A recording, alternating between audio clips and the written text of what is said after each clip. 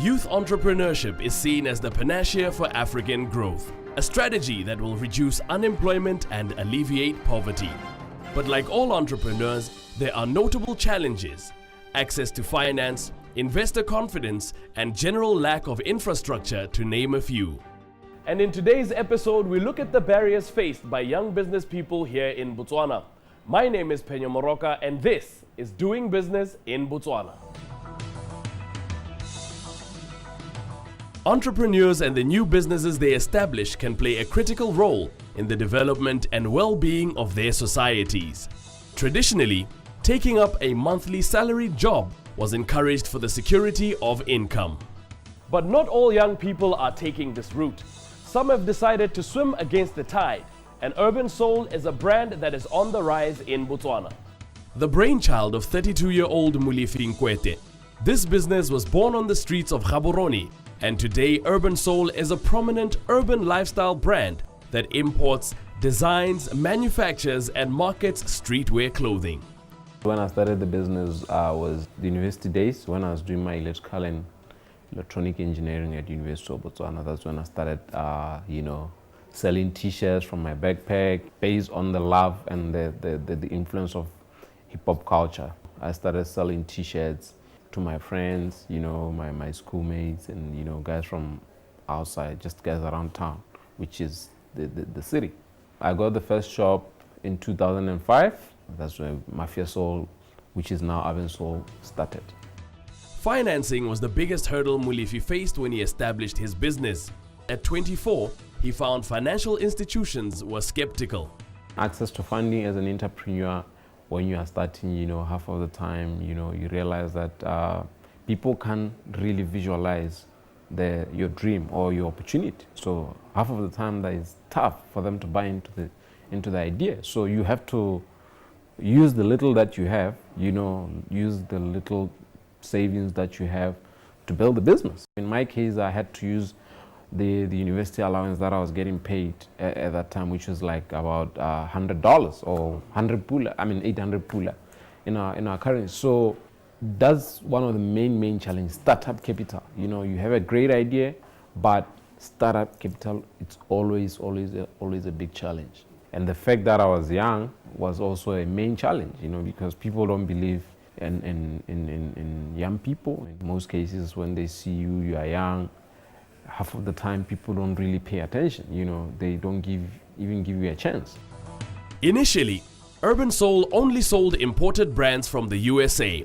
But now, the company designs and manufactures its own product line, which is fast becoming popular amongst young Botswana. The reason why we started our own line was, most of it is what I learned in the US, that you can be a store and selling your own product. So we import our stuff mainly from the US. Why the US? Is because most of the brands that we sell are American brands. We get some of our products locally from local designers, guys who are starting up, who are also trying to break into the fashion industry. We also carry that product. To keep the brand fresh and relevant, the company recently embarked on a rebranding campaign. Initially, the company was called Mafia Soul, but after extensive research and consultation, decided to change the name to the more subtle Urban Soul. We needed to sort of position ourselves in a specific market space and clearly communicate that. We developed and reconstructed the vision. We sort of looked at new product and services that the company will have now and later. And we also developed like core values and the company philosophy. So it was from all of that I then developed a design conception. That, okay, fine, how am I going to visually communicate this newness? How am I going to symbolize the new company? Naming was the first process we started with. We needed to not really go far from what we had, but make it a little bit friendly, as much as, the company is expanding. So we needed to sort of come up with something that would sell the company and friendly, like I said, as we move forward. Urban Soul realized the need to continuously improve their brand and concentrate on their target market. The company is now trying to make inroads into the region, But this presents its own set of challenges. We have decided that as a business, we can't just stay in Botswana and expect that we'll grow and become a big business. So our desire is to go into Africa, and obviously Africa, as you know, has a lot of challenges as well.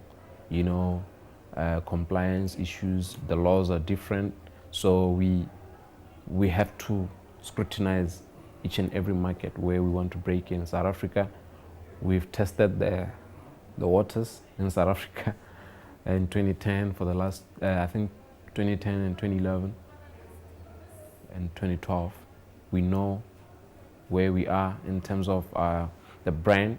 People love it, people know it. We started a store, we've been running 2 stores there which are currently under relocation. So that's where we want to really focus in terms of expansion. You know, we want to focus on South Africa, going into SADC, you know, which is Namibia, Zimbabwe, Zambia, Mozambique, and also trying to look into other countries maybe in the next 5 to 10 years. Urban Soul is a true reflection of the shifting trends in Botswana. Traditional employment patterns are changing, and more young people are looking to start their own businesses. Under the roof of this mall is a man who is trying to change the way Botswana eat, and his name is Lesego Matware. The founder of Health Generation, Lesego adopted the idea of a juice bar in the United States of America, and 4 months down the line, the company is doing better than expected here in Botswana. Health Generation is the first and only juice bar in Gaborone, founded 2014 March. We opened our doors on March 7th, and it was to cater for the health-conscious people. There's different kinds of generation that are looking and seeking for a healthier alternative meal. So after doing a lot of research and being one of those people who wanted it, including my family, a decision was made that a juice bar, Botswana needs a juice bar. It needs healthy snacks on the go. So that's what Health Generation is. It's a juice bar that sells juices, freshly squeezed smoothies, some sandwiches, fresh sandwiches, and salads. Very simple product, caters to the healthy consumer, and it's a stop and go. Health Generation too had its challenges. Some of the requirements put by the banks for young entrepreneurs are way too high. And if I'm starting a business, what you're asking me is for somebody who already has been in business. 90% of the time, young entrepreneurs, they don't even have a track record. So why would I have a track record if I'm starting? So the biggest challenge was financing, which, you know, we had to sit down and figure out a way because all the banks turned me down. And I don't think it's because it was just based on the merit of no record or who you are. But you have to understand the product that we're selling has never been done in Botswana. So it's almost like going and asking for money for something foreign, which has never been done. If you're asking for money to sell cars have been sold. They know the business. But you're telling us that you're squeezing juices. No one is doing that here, Lesego. So finance was the biggest problem. Getting the market to understand what is it we're trying to do was another challenge. But if you build something that's right, that you believe in, the passion will show. It'll come through. It'll spit through your eyes, and the consumer will be happy. But the biggest challenge was finance and getting the market to understand the product we're trying to sell. To get the business started, Lesego committed his life savings, and with some financial assistance from family members, Health Generation became what it is today. You know, I'd spent some time overseas. I had worked, went to school, worked, saved some money. My mom had just retired as well. And we just sat down and said, this is it. We're going to risk everything. And if it doesn't go right, at least we tried it. So that's how we got over it. I put in my whole life savings. My family put in some money, and we started it. And it's interesting now because not getting finance teaches you something. I could have just sat down and said no finance, but it taught me other ways. And if you can do it without finance, then you can do it better with finance. But you realize that later in life, you necessarily don't need the finance. Health Generation prides itself in selling quality fresh products, and by working closely with local farmers, they can ensure consistency of produce.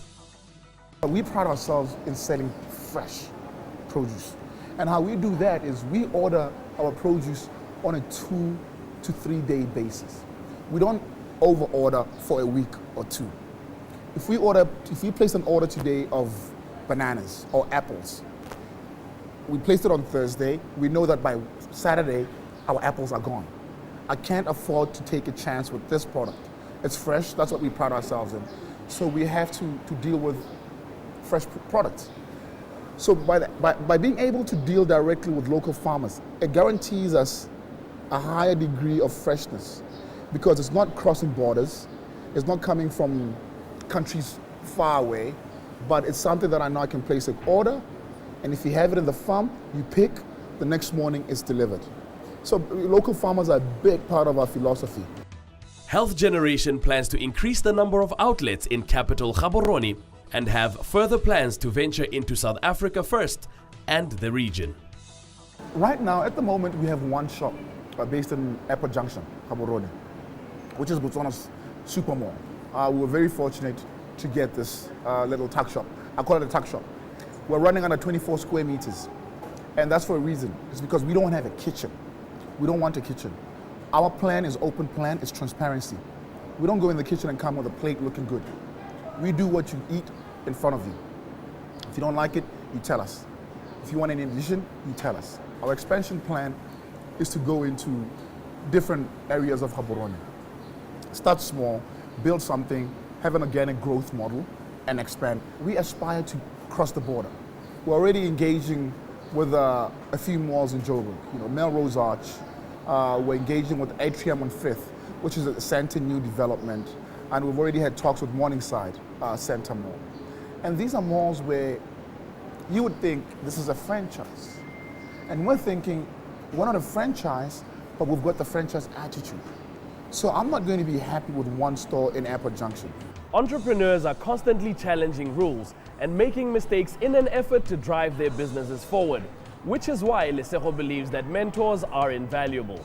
It's the vision that carries you. It's staying humble and understanding that we're still young. We're allowed to make mistakes. But the biggest thing I can ever say to any young upcoming entrepreneur, find yourself a mentor. Research. We spend so much time on Facebook. Find out who does what that you're trying to do. Reach out to them. Follow them. Read a book. Get advice. Get as much knowledge as possible in your industry. So when you start, you're almost 80% there. So to me, it's about it's a mixture of things. You have to find yourself a mentor who can mentor you. You have to see your vision and stick with it. You have to be passionate about what you're doing. But most importantly, understand that you can make mistakes. We're all in here to make mistakes. I've made more mistakes than the right choices, but I'm still moving ahead because mistakes only make you better. Despite all the challenges facing young entrepreneurs in Botswana, economic growth rates are rising. This suggests that opportunities exist for entrepreneurs, and some of these opportunities have already resulted in a lot of local business successes. From myself, Penyo Moroka, join me again next week.